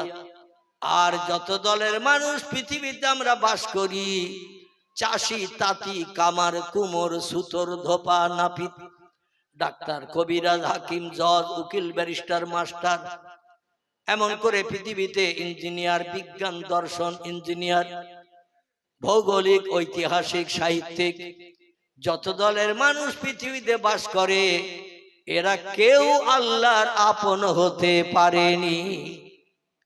আপনাদের ভিতর থেকে হয়তো কেউ বললেন হুজুর তাহলে আপনারা, আমার নাম বলেছি আমার নাম, আমরা তো মৌলবী, টুপিওয়ালা, দাড়িওয়ালা, লম্বা জামাওয়ালা, কিন্তু চাষির নাম করলাম, তাঁতির নাম করলাম, কামারের নাম করলাম, কোমরের নাম করলাম, ধোপার নাম করলাম, দর্জির নাম করলাম, ডাক্তারের নাম করলাম, মাস্টারের নাম করলাম, বিজ্ঞানের নাম করলাম, দর্শনের নাম করলাম, ইঞ্জিনিয়ারের নাম করলাম। আরো যত দলের মানুষ আছে কেউ আল্লাহর আপন হতে পারেনি। কিন্তু হুজুর আপনারা, এবার আমি আমাকেও বাদ দেব না, আপনাদের দলে ঢুকিয়ে নেব। আপনারা খুশি হবেন না খুশি হবেন? আমার নামটা ওই দলে ঢুকাবো, কোন আলেম পারিনি, হাফেজ পারিনি, কারি পারিনি। তাহলে হয়তো বলবেন হুজুর আমাদের মসজিদের ইমাম। আপনাদের মসজিদের ইমাম আল্লাহর দলে ঢুকতে পারেনি, মুয়াজ্জিন ঢুকতে পারেনি, মুক্তাদিও পারেনি। খুব ভালো করে বুঝবেন, মসজিদের ইমাম আল্লাহর আপন হতে পারিনি, মুয়াজ্জিন আপন হতে পারিনি, মুক্তাদি প্রতিদিন 5 ওয়াক্ত নামাজ পড়ে যারা তারাও পারেনি, আলেম পারেনি, হাফেজ পারেনি, কারি পারেনি, মুফতি পারেনি। পেরেছে কারা? দুটো দল বললাম তো, শুধু একটা বললে হবে না। সেই খোদার কসম, আমার মতো টোকো মৌলবি পারেনি, হাফেজ পারেনি, কারি পারেনি। আমি একটা মসজিদে ইমামতি করছি বর্তমান 40 বছর হলো। ক বছর? 40 বছর হলো। 1985 সাল থেকে নিয়ে 2025 শেষ হয়ে যাচ্ছে নাকি? এই 40 বছর হলো দেখতে দেখতে আমি একটা মসজিদে ইমামতি করি, পুরো তারাবি নামাজ পড়ালাম। এই অসুস্থ থাকা অবস্থাও রমজানের রোজা একটাও মিস করি নাই। আমার বাড়ি থেকে আবার 13 কিলোমিটার দূর যেতে হয় মসজিদে ইমামতি করতে, আপ ডাউন 26 কিলোমিটার রাস্তা। বিকালবেলা রোজাই থেকে গাড়ি চেপে 13 কিলোমিটার যাওয়ার সময় মনে হয় আল্লাহ রাস্তায় পুড়িয়ে মরবো নাকি, আর তো হচ্ছে না। এই রকম অসুস্থ মানুষ তো আমি কম বেশি, আপনারা জানেন। আমার পেটটা পুরো ফাড়া, পাঁজরের কাঠের এখান থেকে নিচে পর্যন্ত 21টা সেলাই। কটা বললাম? 21টা সেলাই, পুরো পেট ফাড়া। আমার 2টি কিডনি ড্যামেজ হয়ে গিয়েছিল। 2.5 বছর কলকাতা আর.এন. টেগর হসপিটাল, দেবী শেঠির হসপিটাল মুকুন্দপুর, একদিন বাদ একদিন আমার বাড়ি থেকে 85 কিলোমিটার রাস্তা, একদিন বাদ একদিন ডায়ালিসিস করতে যেতে হয়েছে। বেডের উপরে শুয়ে থাকতে হয়েছে আমাকে 4 ঘন্টা করে। শুধু আমাকে একা নয়, আরো যারা ডায়ালিসিস করতো সবাইকে 4 ঘন্টা। মাঝে মাঝে সেন্সলেস হয়ে যেতাম, মাঝে মাঝে জ্ঞান শূন্য হয়ে যেতাম, মাঝে মাঝে বমি হতো, মাঝে মাঝে পায়ে শিরা যেন এই কেটে গেল, এমন টান টান হয়ে যেত। ওরা আবার তালপাতার পাকার হাওয়া দিয়ে দিয়ে আস্তে আস্তে গায়ের ঘামটা কাটিয়ে আবার একটু ওষুধপত্র খাইয়ে ইঞ্জেকশন করি আবার হুঁশ ফিরাতো। 2.5 বছর ডায়ালিসিসের পরে কলকাতা আর.এন. টেগর হসপিটাল, গত 18 জানুয়ারি 2024 আমি অপারেশন হয়েছি। অপারেশনের পরে 1 বছর আবদ্ধ ঘরের ভিতরে থাকতে হয়েছে। আমার পেশাবের জায়গা আলাদা, পায়খানার জায়গা আলাদা, খাওয়ার বাটি আলাদা, প্লেট আলাদা, গেলাস আলাদা। আমার কোনো জিনিস কেউ ব্যবহার করতে পারবে না। এইভাবে আমি 3 বছর ডাক্তারি নির্দেশ মেনে চলার পরে আল্লাহ পাক একটু শেফায়ে কুল্লিয়া দিয়েছেন, তাই স্টেজে বসে আপনাদের সঙ্গে দুটো কথা বলার সুযোগ পাচ্ছি। আমার গ্রামের 95% মানুষের ধারণা ছিল মসজিদের মাইকে কখন অ্যালাউন্স হবে মৌলভী আবুল কালাম মরে গেছে। শতকরা 95% মানুষের ধারণা ছিল আমি আর বাঁচবো না। 3 বছর কিডনি রোগে আক্রান্ত ছিলাম। খরচ হয়েছে কম বেশি অপারেশন পর্যন্ত 80 লক্ষ টাকা। কত বললাম? 80 লক্ষ টাকা অপারেশন পর্যন্ত খরচ। ডাক্তারকে দিতে হয়েছে 11,60,000। যিনি কিডনি দিয়েছেন তাকে দিতে হয়েছে 6.5 লক্ষ। অপারেশনের পরে খরচ হয়ে গেছে প্রায় 8 থেকে 9 লক্ষ, এখনো চলছে। এদিন ডাক্তার দেখাতে গেলাম, বললাম স্যার এই ওষুধের পাজা আর কতদিন খেতে হবে? তো বললো যতদিন বাঁচবেন ততদিন 12-14 ট্যাবলেট দুবারে খেতে হবে। মানে মুড়ি খায় যেমন 6টা-7টা করে ট্যাবলেট একবার খেতে হয়। এইভাবে আল্লাহ অধমকে বাঁচিয়েছে। তবে আমার দৃঢ় বিশ্বাস নবী আর পৃথিবীতে আসবে না, নবীর আগমন আর হবে না। একটা দলের মানুষ কিয়ামত পর্যন্ত পৃথিবীতে থাকবে, তারা হলো ওলি আউলিয়ার দল। আপনাদের মতো কিছু মহব্বতের ভক্ত আমার আছে, রাতের বেলা আমার ওয়াজ না শুনে ঘুমায় না, এবং আমি অধম রাতের বেলা তাহাজ্জুদের নামাজ পড়ে চোখের পানি ফেলে দোয়া করেছে। আল্লাহর নবী বলছেন রাত্র দ্বীপ্রহরের পর থেকে নিয়ে ফজরের আযান ধ্বনির আগ পর্যন্ত এই সময়টাকে আরবিতে বলা হয় তাহাজ্জুদ। কি বলা হয়? তাহাজ্জুদ। অমিনাল লাইলি ফাতাহাজ্জাদ বিহি নাফিলাতাল লাক আসা আইয়াবআসাকা মাকামাম মাহমুদা। জোরে বলুন সুবহানাল্লাহ। আল্লাহর নবী বলছেন ডাক্তার, কবিরাজ, হাকিম, বৈদ্য কাউকে দিয়ে যখন কোনো কাজ না হবে, একটি কাজ করলে আল্লাহ দিনান দিয়ার বান্দার মুখে হাসি ফুটান। সেই কাজটি হলো রাত্র দ্বীপ্রহরের পর থেকে নিয়ে ফজরের আযান ধ্বনির আগ পর্যন্ত যে বান্দা ঘুমকে হারাম করবে, বিবি বাচ্চার মায়া ছেড়ে দেবে, নফল নামাজ পড়বে, কোরআন তিলাওয়াত করবে, জিকির আজকার করবে, সময় মতো তাসবিহ তাহলিল পাঠ করার পরে আল্লাহর কাছে দুখানা হাত তুলে দোয়া করে চোখের পানি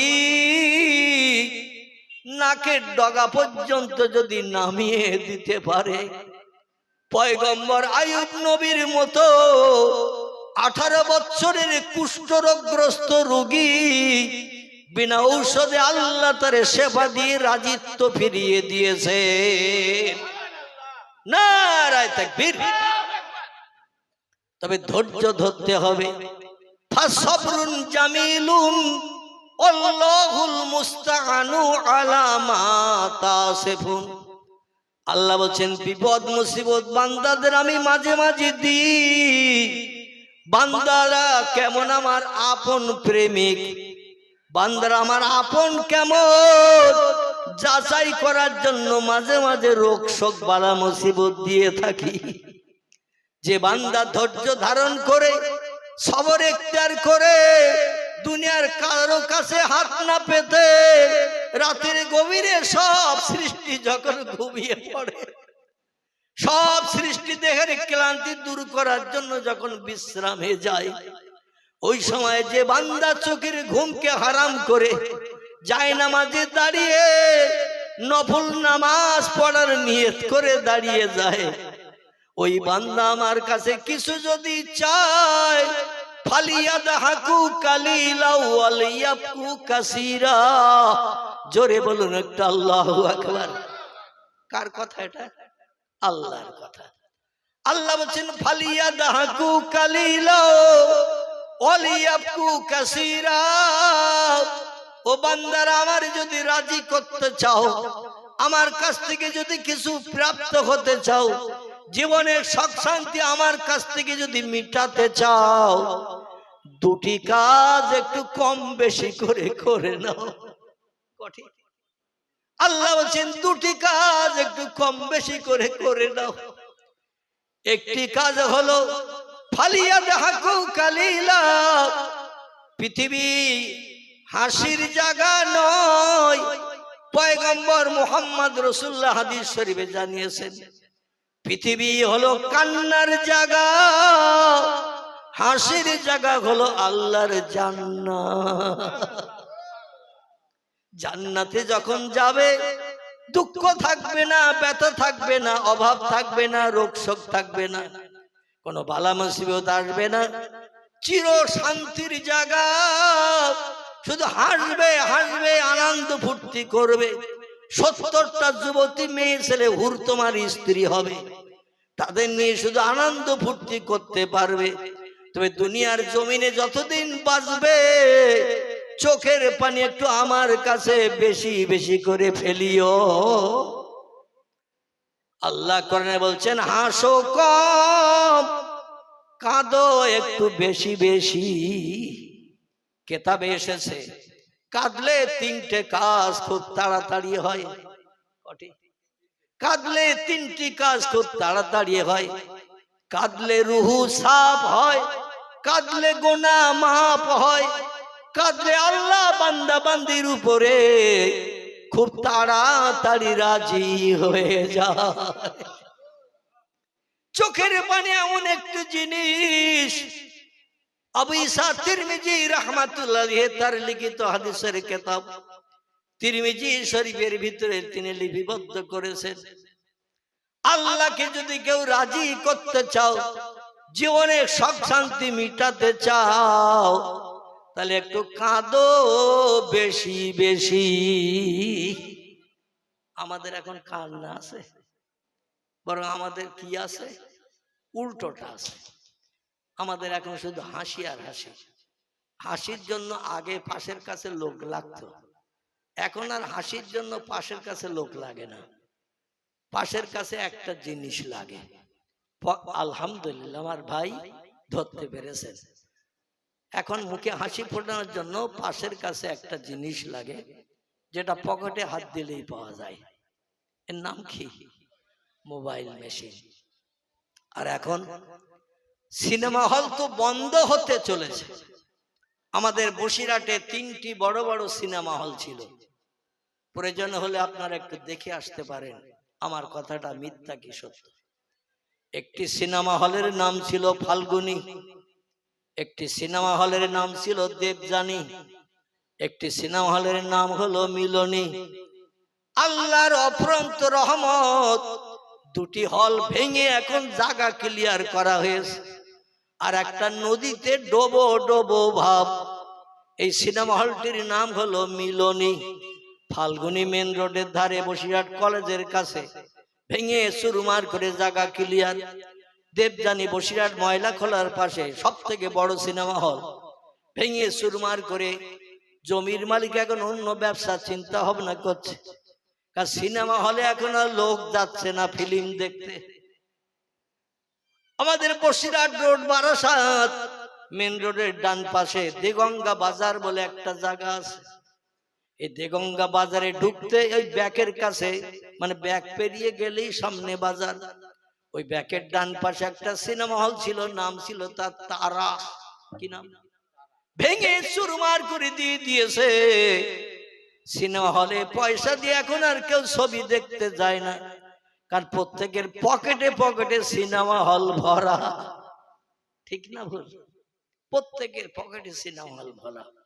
আর এমন মেশিন বিজ্ঞান বানিয়ে দেশে, এ এখন হাসির জন্য পাশে লোক লাগে না। মনের মানুষ শুধু সুইচ টিপলেই বেরিয়ে যাবে। আরে অবৈধ নারীর ফেস কাটিং চেহারা দেখে মন গরম করলে আল্লাহর কাছে আপনি পাপী বান্দা হিসাবে বিবেচিত হবেন। জোরে বলুন একটু নাউজুবিল্লাহ। আরে মেশিন অতি বেশি বেশি ব্যবহার করার কারণে চোখ যেমন নষ্ট হচ্ছে, ব্রেন মগজ তেমন লোপ পেয়ে যাচ্ছে। ভবিষ্যতে মানুষ একেবারে বেঈমান হয়ে যাবে তার কাজকর্ম আচার ব্যবহারের মাধ্যম দিয়ে।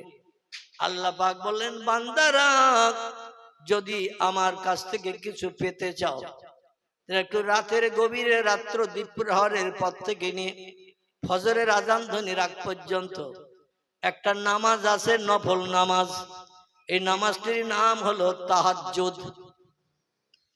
শুধু 5 ওয়াক্ত নামাজ পড়লেই কিন্তু আল্লাহর আপন হওয়া যাবে না। আল্লাহ দুনিয়ায় বাস করতে গেলে 5 ওয়াক্ত লাগবে। খুব ভালো করে বুঝবেন, আল্লাহ দুনিয়ায় বাস করতে গেলে 5 ওয়াক্ত নামাজ লাগবে হবে। আল্লাহ দুনিয়ায় বিবি বাচ্চা নিয়ে সংসার জীবনে সুখ ভোগ করতে গেলে 5 ওয়াক্ত নামাজ আপনার লাগবে। আল্লাহ আমার দুনিয়ায় বাস করবে, আমার নেয়ামত খাবে, আমার অনুদান বিবি বাচ্চা নিয়ে সংসার জীবনে সুখ ভোগ করবে। আমার দুনিয়া থাকতে গেলে তোমাকে একটু কাফারা দিতে হবে। এই জন্য 5 ওয়াক্ত নামাজ। এই 5 ওয়াক্ত কিন্তু আমার আপন বলতে পারবে না। আমার আপন বলতে গেলে তোমাদের একটু রাত জাগতে হবে। ফজরের নামাজের বাদে একটা নামাজ আছে, নাম কি বলেন তো? একজন আমার ভাই বলে দিয়েছে। এই নামাজটির নাম হলো ইশরাক। বেলা 10টা সাড়ে 10টার সময় একটা নামাজ আছে। এই নামাজটির নাম হলো চাশত। মাগরিবের নামাজের পর একটা বাড়তি নামাজ আছে। এই নামাজটির নাম হলো আওয়াবিন। আর রাত্র দ্বীপ্রহরের পর থেকে নিয়ে ফজরের আজানের আগ পর্যন্ত একটি নামাজ আছে, নামাজটির নাম হলো তাহাজ্জুদ। আল্লাহ কোরআনেও নামকরণ করে দিয়েছেন। আমাদের ভিতরে ওই নামাজ কি এখন কারো আছে? এই নামাজ পড়েছিলেন দুটি দলের মানুষ। একটি দলের নাম নবী আম্বিয়ার দল, একটি দলের নাম হলো অলি আউলিয়ার দল। আসুন আমি আপনাদের একটু সঙ্গে করে নিয়ে যাই ইরাকের দেশের জমিনে যেতে আপনাদের ইচ্ছা আছে কিনা? ইরাক ইরাক ইরাক, বিশ্বনবী মুহাম্মদ রাসূলুল্লাহর প্রিয় জামাই হযরতে আলী মুর্তজা যেখানে 6 বছর রাজত্ব কায়েম করে সৌদি আরবের সব দেশের লিডারগিরি করে খলিফা বনেছিলেন। জোরে বলুন সুবহানাল্লাহ। ইরাকের জমিনে একটি জায়গা আছে, জায়গাটির নাম হলো বসরা। কি নাম? আর একটা নাম আছে কুফা। কি নাম? কুফা বসরা, খুব প্রসিদ্ধ জায়গা। আমার ভাইরা, এই বসরা নগরীতে দুইজন তাহাজ্জুদ পড়া লোক, ইশরাক পড়া লোক, আওয়াবিন পড়া লোক, চাষ্ট পড়া লোক দুইজন আছে। একজন হলেন নারী, একজন হলেন পুরুষ। তাহলে এই বর্ণটা শুনলে আমাদের দুই দলের লাভ হবে না? হবে না? একজন হলেন পুরুষ, একজন হলেন নারী। দুইজনের জীবনে একটু তুলে ধরবো আপনাদের কাছে, শুনতে রাজি আছেন? একজন ব্যক্তির নাম ইমাম হাসান বসরি রাহমাতুল্লাহ আলাইহি, একজন ব্যক্তির নাম হযরতে রাবিয়া বসরি রাহমাতুল্লাহ আলাইহি। জোরে বলুন একটু সুবহান, একটু মহব্বতে দরুদ শরীফ। আল্লাহুম্মা সাইয়্যিদিনা মাওলানা ওয়া আলা আলি সাইয়্যিদিনা। অভয়ে বাণী দিল তারা, অভয়ে বাণী দিল তারা, ও আমিনা বিবি। শিশু পুত্র তোমার হবে শেষ জামানার নবী। যে শিশুকে দেখে তারা, যে শিশুকে দেখে তারা রাসূল মেনে গেল, সেই নবীর ওই মুহাব্বতে দরুদ মুমিন পড়ো। আল্লাহুম্মা সাল্লি আলা মাওলানা ওয়া আলা আলি সাইয়্যিদিনা।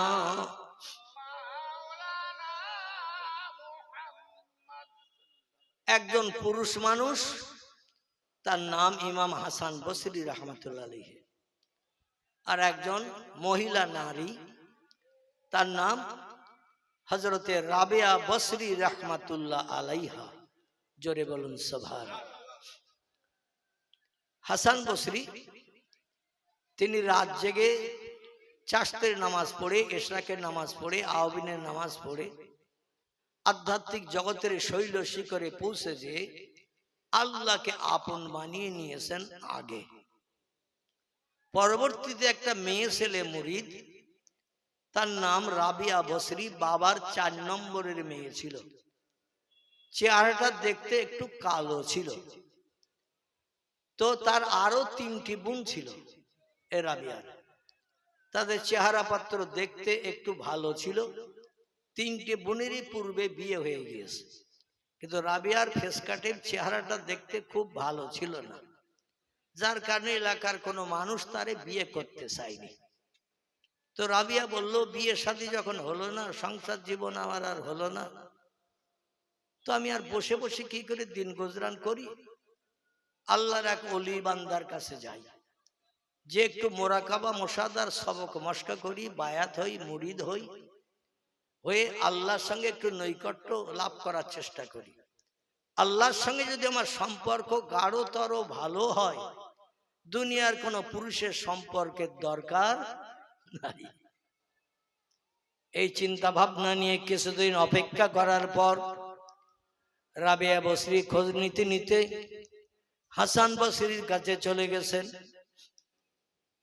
বেটা ছেলেরাও হাসান বসরির কাছে মুরিদ হয়, বায়াত হয়। সব বেটা ছেলেদের বায়াত হওয়ার পরে রাবেয়া বসরি বললেন, হুজুর সবাই চলে গেল কাজ মিটিয়ে, পুরুষের কাজ না মিটলে মেয়েদের কাজ করা তো সম্ভব নয়, এই জন্য একটু অনেকটা সময় অপেক্ষা করেছি। আর তো কোনো পুরুষ বেটা ছেলে নাই, আমার পিতা মাতা যথেষ্ট চেষ্টা করেছে কিন্তু বিয়ে দিতে পারে নাই। আল্লাহ বান্দির একটু রূপ চেহারা কালো করে দিয়েছে, মানুষ আমারে দেখে পছন্দ করে না, এই জন্য আমি দিন গুজরান কি করে করি, এই জন্য আপনার কাছে আমি বায়াত হতে এসেছি। আপনার সঙ্গে স্পর্শ থেকে আমি সময়টা অতিবাহিত যাতে করতে পারি, আমার একটু মুরিদানের খাতায় নাম নথিভুক্ত করে নিন। হাসান বসরি বললেন, রাবেয়া তুমি বায়াত হবে? বলছেন নাম হ্যাঁ।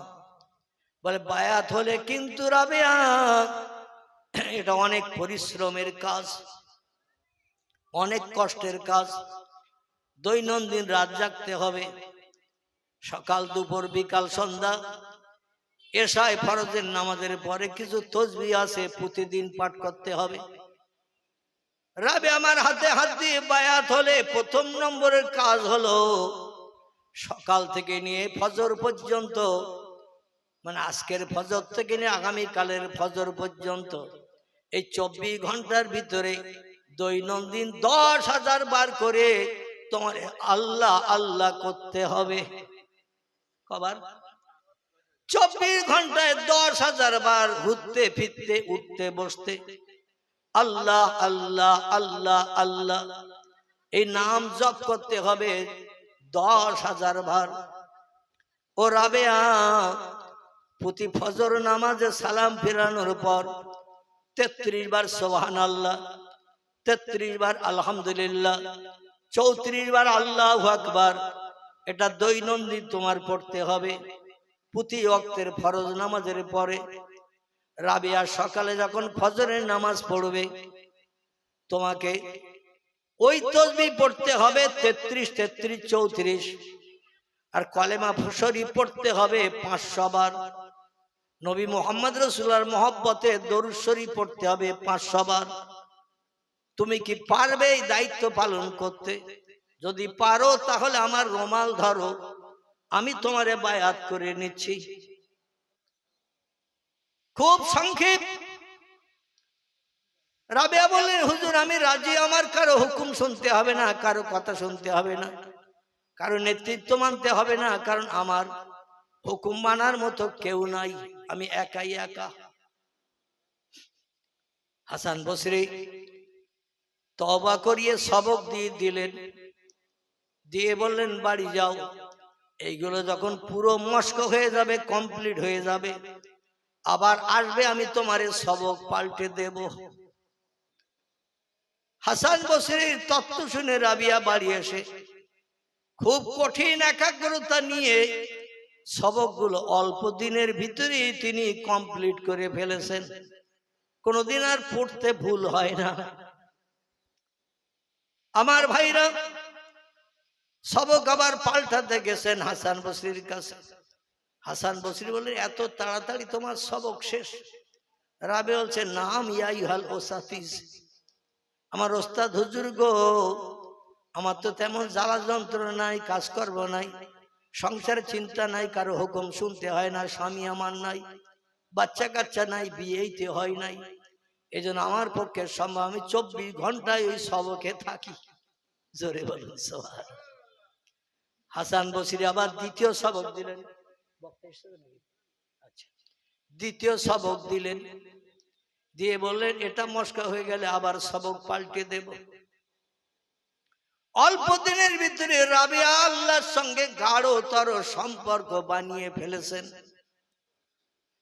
আর মুরিদ এবং ওস্তাদের সঙ্গে এমনি লাদুনির একটা আলাদা সম্পর্ক আছে, এলমে মারেফাতি সম্পর্ক। মুরিদ কি করছে?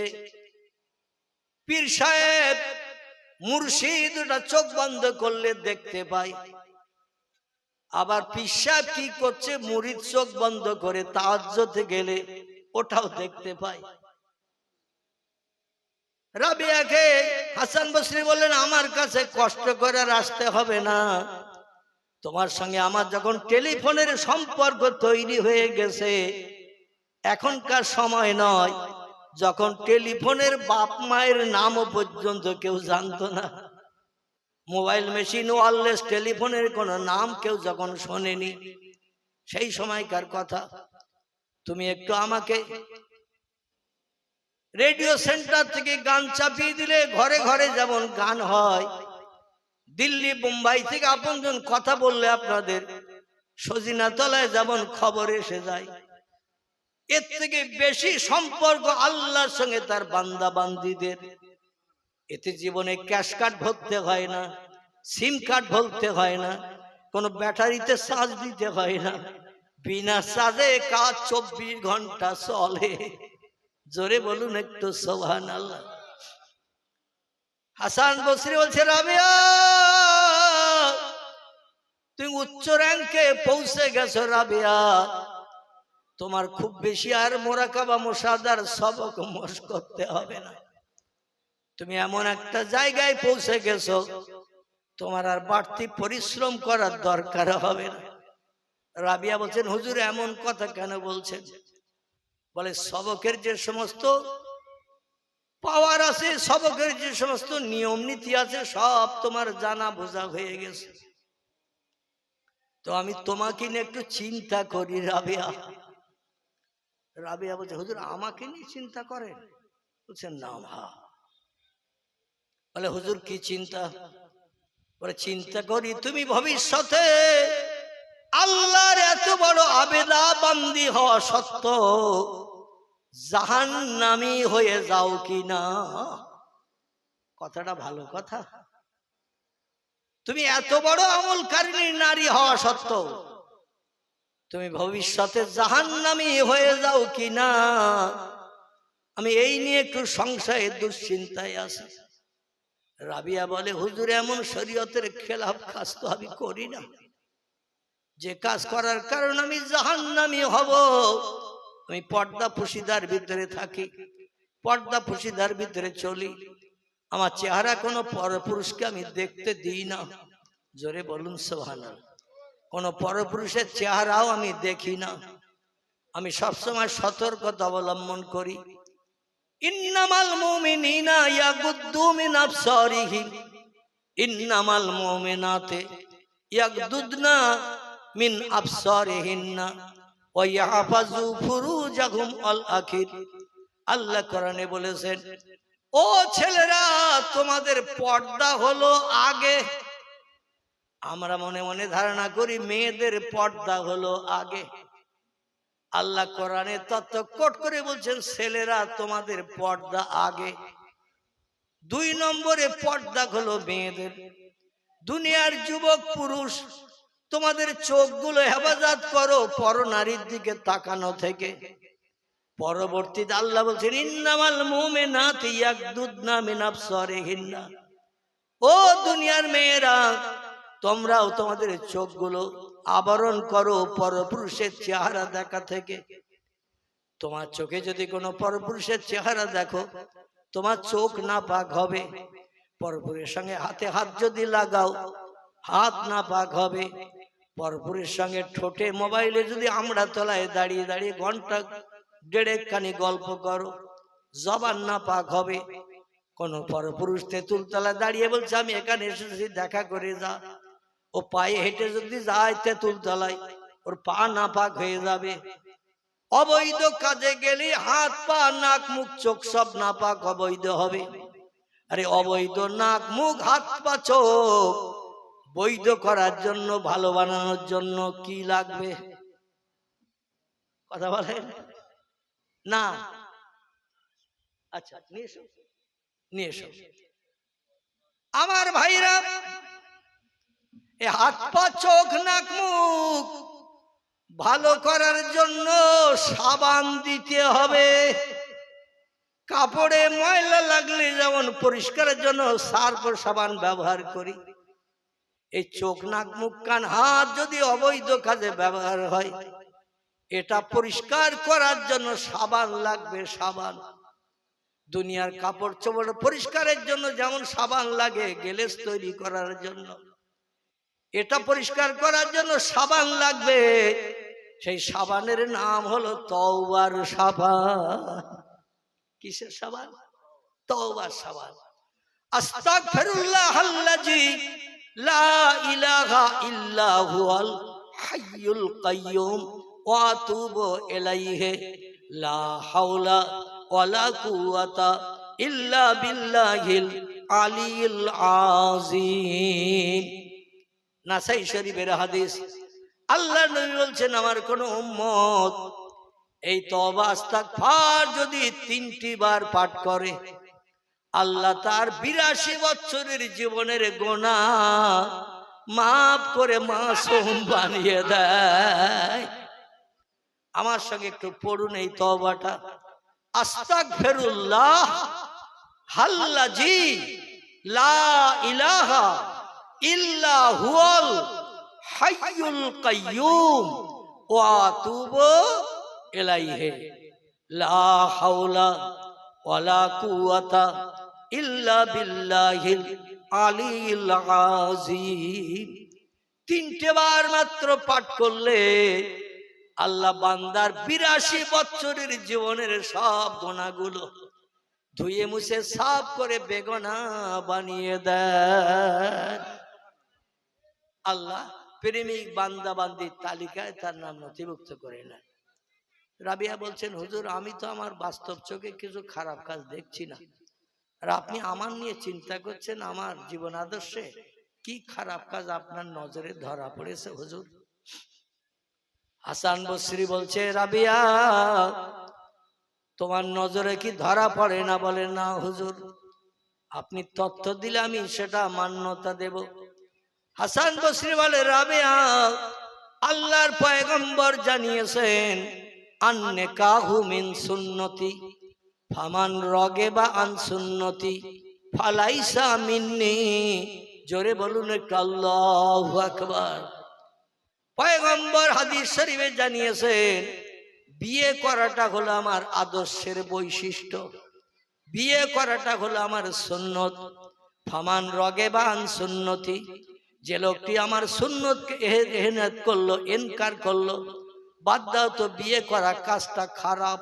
জোরে বলুন নাউজুবিল্লাহ। আমি মোহাম্মদ রাসূল একাধিক ক্রমে 11 থেকে মতান্তরে 13টা বিয়ের পিড়িতে বসেছি। কটা? 11 থেকে 13টি বিয়ের পিড়িতে বসেছি। আর আমার এই সুন্নতকে যারা অ্যাভয়েড করবে, অস্বীকার করবে, এটা খারাপ কাজ মনে করবে, ফালাইসা মিন্নি, তার সঙ্গে আমার সঙ্গে হাসরে কোনো সম্পর্ক থাকবে না। নবী যদি রাবিয়া তোমার সঙ্গে সম্পর্ক না রাখে, তুমি জান্নাতে যাবে কি করে?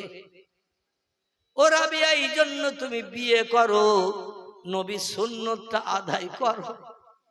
রাবিয়া বলছে, হুজুর যত দাবি করবেন, একটা চেয়ার এনে দেন ভাই সাহেব, একটা চেয়ার এনে দেন। না, খারাপ দেখাচ্ছে, খারাপ দেখাচ্ছে। আমার ভাইরা, ইমাম হাসান বসরি বলছেন, রাবিয়া তোমার সব কাজ ভালো, নবীর একটা সুন্নত তোমার দ্বারা এখনো পর্যন্ত পরিপূর্ণতা লাভ করেনি, তুমি বিয়ে করো। রাবিয়া বলে, হুজুর যত দাবি করবেন মান্যতা দেব, কিন্তু বিয়ে আমি করব না। হাসান বসরি বলছে, রাসূল যদি অখুশি হয় তোমার কিন্তু জান্নাত নসিবে জুটবে না। রাবিয়া বলছে, হুজুর বিয়ে করাটা আমার ভালো লাগে না। হাসান বসরি বলছেন, কেন, কারণ কি? রাবিয়া বলে, হুজুর দুনিয়ায় বিয়ে করলে একটা পুরুষের মান্যতা দিতে হবে, তার হুকুম তামিল করতে হবে, তার জামা কাপড় পরিষ্কার করতে হবে, যখন যেটা চাইবে দিতে হবে। আর এই সব কাজগুলো করতে গেলে আল্লাহর ইবাদতে ঘাটতি হবে, আল্লাহর ইবাদতে ঘাটতি হবে। এই জন্য আমি বিয়ের পিড়িতে বসতে চাই না। হাসান বলে, রাবিয়া, ইরাকের বসরা নগরীর, কুফা নগরীর কোন যুবক যদি তোমার পছন্দ না হয়, আমি হাসান বসরি লোকটা কেমন তুমি বলো। রাবিয়া বলে, আল্লাহে লা শাক্কা ফিহি, সেই খোদার কসম খেয়ে বলি, আল্লাহর প্রিয় বান্দার ভিতরে আপনিও একজন, আপনার ভিতরে কোনো খারাপই আমি দেখি না। হাসান বলে, রাবিয়া, আমার জীবন আদর্শ তোমার নজরে যদি ভালো লাগে, তাহলে তুমি আমারে বিয়ে করে নবীর সুন্নতটা আদায় করতে পারো। জোরে বলুন সুবহানাল্লাহ। আমারে বিয়ে করতে পারো, আমার আমল কালাম আখলাক চরিত্র ব্যবহার কেমন লাগে। রাবিয়া বলছে, হুজুর অতি উত্তম, আপনার আদর্শ চরিত্রের কোনো ঘাটতি নাই, বলে আমারে বিয়ে করো। রাবিয়া বলছেন, হুজুর ওই দাবিটা আমার কাছে করবেন না, আমি যতদিন হায়াতে বাঁচবো বিয়ে আর করব না। জোরে বলুন সুবহানাল্লাহ। বক্তা এসে গেছেন, সময় অনেক লম্বা হয়ে গেছে, হ্যাঁ 10:30টার উপরে হয়ে গেছে, 35 হয়ে গেছে। আমার ভাই এসেছেন দূর দূরান্ত থেকে, তিনি ওয়াজ নসিহত করবেন। যেভাবে আপনারা বসে আছেন এভাবেই বসে থাকবেন, কেউ ওঠাউঠি করবেন না, শেষ দোয়া না করে কেউ যেন বাড়ি যাবেন না। রাজি আছেন তো নাকি? আলহামদুলিল্লাহ। এজন্য আপনারা উচ্চ রবে মোহাম্মত একটু দরুদ শরীফ পড়েন। আমার ভাই বক্তৃতা শুরু করবেন, সকলে পড়েন আল্লাহুম্মা সাল্লি আলা